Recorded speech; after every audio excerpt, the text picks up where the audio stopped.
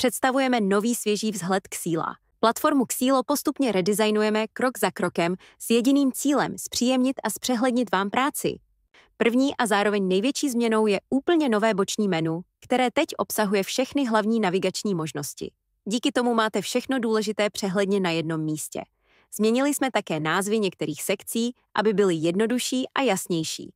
Například sekce My Tasks se teď jmenuje jednoduše Inbox. To je váš osobní seznam úkolů.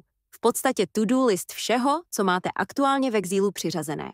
Kdykoliv nějaký požadavek nebo úkol potřebuje vaši akci, objeví se právě tady.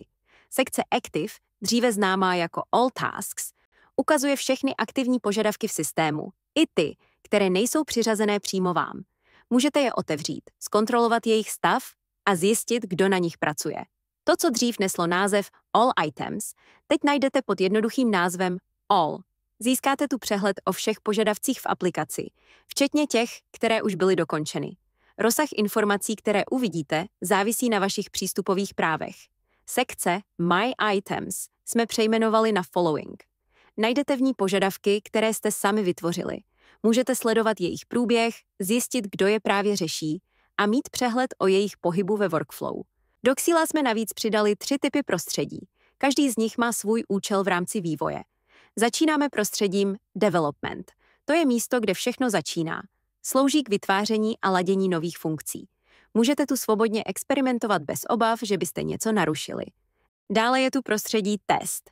To tvoří most mezi vývojem a produkcí. Bezpečné místo, kde si můžete ověřit, že všechno funguje tak, jak má. A nakonec Production, živé prostředí bez označení. To je ostrá verze Xeela, rychlá, stabilní a spolehlivá. Tady už všechno musí prostě fungovat. A tohle je první část redesignu Xeela. Čistší, chytřejší a přívětivější pracovní prostředí, které vám pomůže zvládat práci bez zbytečných komplikací. Děkujeme, že jste se dívali, doufáme, že vám video pomohlo. Nezapomeňte dát like, napsat komentář nebo se přihlásit k odběru. A pokud budete cokoliv potřebovat, klidně se nám ozvěte. Uvidíme se u dalšího videa.